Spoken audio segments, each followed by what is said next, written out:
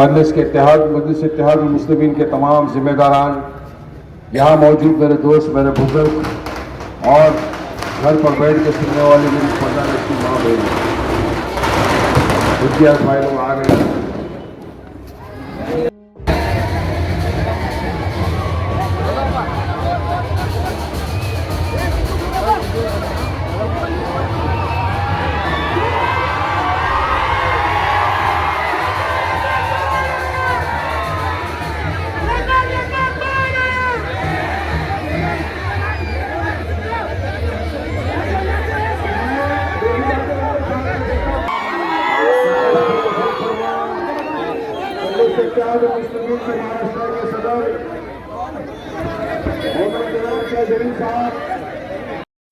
Corporator इंशाअल्लाह ताला जिता के लाए।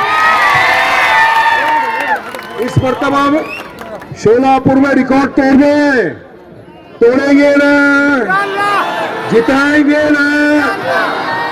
खाली हवाबाजी वाला आने, पठानों वाली बात करो, पठानों वाला काम करो, पठानों वाला जज्बा रखो, तो आपके साथ पठानों वाला जीत के जब जाएगा तो पठानी भाषा में बात भी करेंगे। मजलिस की ये खूबसूरती है, डरती नहीं किसी के बाप से भी। आज आपके यहाँ सामने आने के मकसद यही है कि बहुत जल्द चुनाव भी आने वाले हैं और जो देश के हालात हैं वो आपके सामने रखना बहुत जरूरी है। आप तमाम इन हालात से वाबस्ता है। किस तरह से जब से 11 बरस से ये मोदी सरकार आई है, बीजेपी की सरकार आई है, आप हम तमाम एक चीज देख रहे हैं कि एक तबका जो है उसके खिलाफ हर आए दिन जहर घोला जाता है। मुसलमानों को गाली बको और वोट हासिल करो, मुसलमानों को गाली बको, मंत्री बन जाओ। अब तो जो बोलते हैं मुसलमानों को मारेंगे, मस्जिद में घुस के उनको सरकार रिवॉर्ड से नवाजती है, उनको मंत्री बना देती है। ये हालात आज हमारे महाराष्ट्र के और पूरे भारत देश के बन गए। अगर आपकी तरफ से कोई बुलंद आवाज करता है और सही में बीजेपी की आंखों में आंखें डालकर उनको कोई जवाब देने की ताकत रखता है और देता है, तो कोई और नहीं, आपका मेरा कायद बैरिस्टर सदरुद्दीन ओवैसी साहब। अब तो नेशनल में नहीं, इंटरनेशनल में चले गए आप। International star. पहले असद साहब बोलते थे ट्विंकल ट्विंकल लिटिल स्टार, अब मैं बोलूंगा असद साहब अब ट्विंकल ट्विंकल लिटिल स्टार नहीं है, आप इंटरनेशनल बिग स्टार बन गए हैं। आप द्वारा हमला किया जिसमें बेगुनाह बेकसूर पर्यटकों को नाम पूछ के, मजहब पूछ के मार दिया गया, उनकी बीवी बच्चों के सामने दरिंदगी की हद पार कर दी। वाहिद उस वक्त एक शख्स ने जो आवाज बुलंद की और दुश्मन मुल्क को जवाब दिया, करारा जवाब दिया, वो ताकत किसी और में नहीं थी, वो ताकत वाहिद सिर्फ मजलिस इत्तेहाद मुस्लिमीन के सदर, आपके हमारे सदर बैरिस्टर सदरुद्दीन ओवैसी साहब पे थी। इतना ही नहीं, भारत देश ने अपनी बात रखने बाहर भेजा, विश्व में गए, डेलीगेशन का हिस्सा बने, वहां भी डरे घबराए नहीं, पूरी तरह से अपनी बात रखी और दुश्मन मुल्क पाकिस्तान को बेनकाब किया। ये हिम्मत, ये हौसला आप लोगों से मिलता है।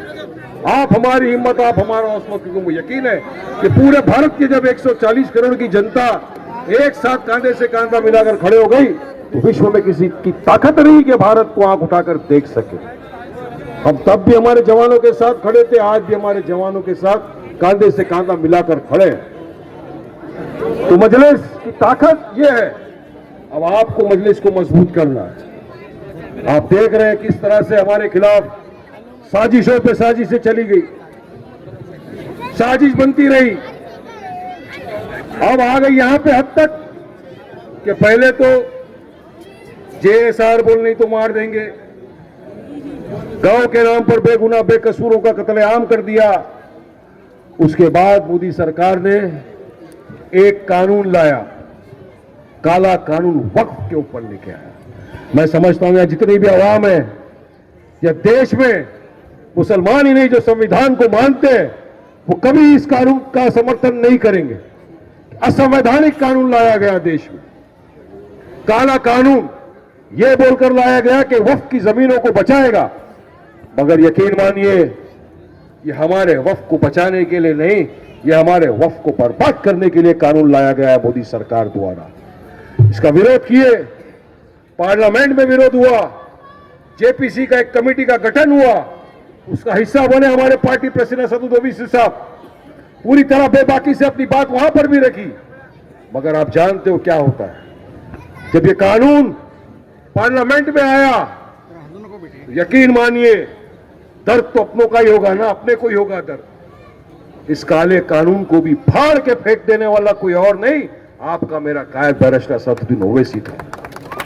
ये ताकत है मजलिस की कि अगर आप असंवैधानिक कानून बनाओगे, आप ऐसा काला कानून लाओगे जो हमारे मजलूमों की, हमारे यतीमों की जमीनों को छीन लेगा, तो मजलिस खामोश नहीं बैठेगी।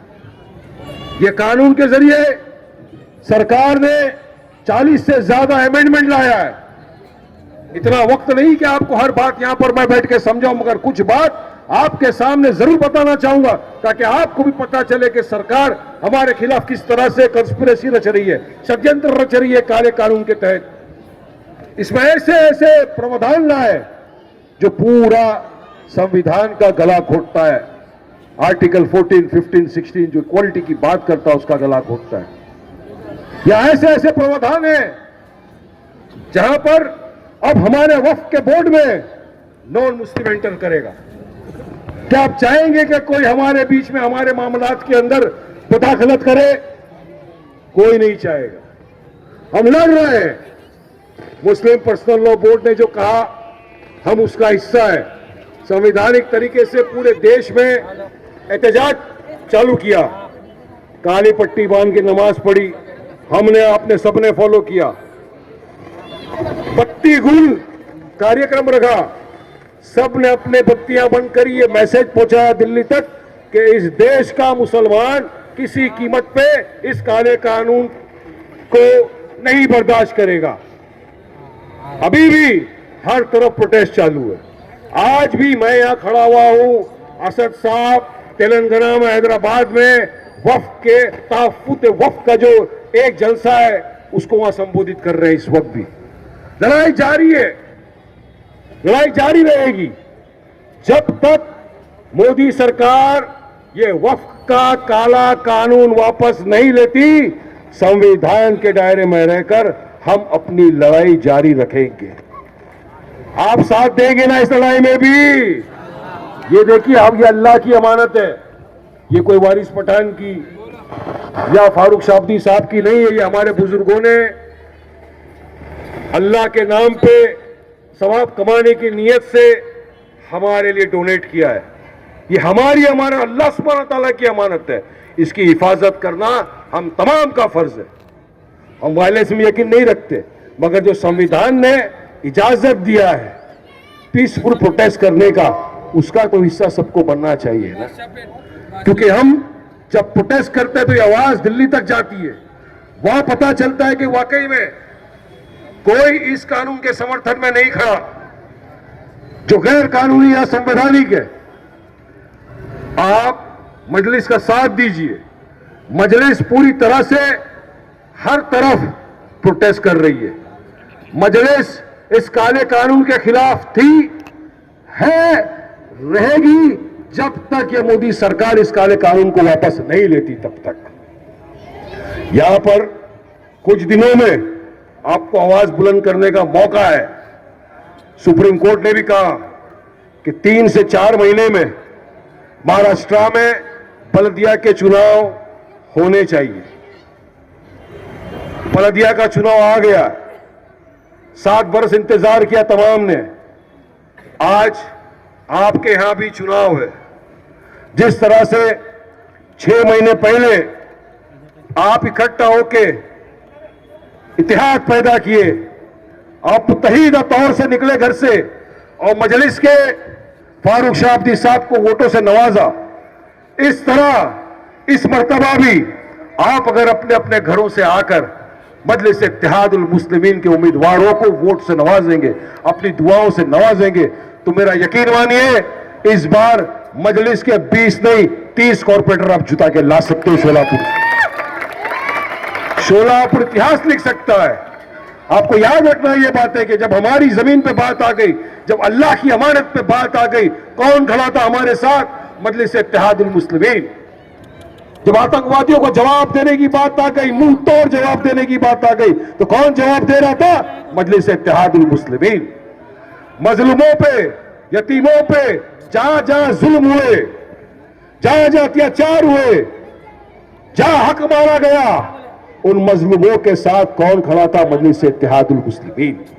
तो हर चीज पे, हर शोबे पे, हर वक्त जब मजलिस आपके साथ खड़ी है, आपका साथ देती है, तो यकीन मानिए आपका भी फराइज है, ये फर्ज है कि आप भी मजलिस का साथ दें। मजलिस आपसे और कुछ नहीं चाहती, आपसे दुआओं की रिक्वेस्ट करती है। ये चाहती है कि आप भी आपके पास से आपके अपनों को, उम्मीदवार जो बनेंगे मजलिस के, उनको जिताएं, वोट दें, उनको भेजे बल्दिया में, भेजे कॉर्पोरेशन में, ताकि वो आपकी आवाज बुलंद करे, नहीं कि वहां जाके चुपचाप से बैठ जाए। मजलिस का जो भी रुकन चुन के आता है, यकीन मानिए खामोश नहीं बैठता, आवाज बुलंद करता है, हक बयानी करता है, हक बोलता है, और हक बोलता नहीं, हक मांग के छीन के लेने की ताकत रखता है मजलिस का एक एक रुकन। तो ऐसों का साथ दो जो आपके साथ खड़े रहे, ऐसों का साथ दो जो आपका काम करे, क्योंकि दुनिया 4 दिन की है बोलते हैं, सबको एक दिन जाना है। अल्लाह सुब्हान तआला की बारगाह में जब सवाल जवाब होगा, तो आपको बताना पड़ेगा जो हमारे हक के लिए लड़े थे, हम उनके साथ कांधे से कांधा मिलाकर खड़े थे। कि आपके हक की लड़ाई है, आपके हक की लड़ाई के लिए आपको एक होना होगा, इत्तेहाद पैदा करना होगा, मुत्तहिदा तौर से आपको मजलिस के जितने भी लोग खड़े होंगे, जो भी जमात का फैसला हो, जिसको भी जमात सीट दे, जिसको भी जमात कैंडिडेट दे, सबको बाबा से बुलंद एक आवाज में बोलना पड़ेगा, हम इसके साथ खड़े, हम इसका साथ देंगे, इसको जिता के इंशाअल्लाह ताला हम बलदिया में भेजेंगे। आप साथ देंगे ना मजलिस का?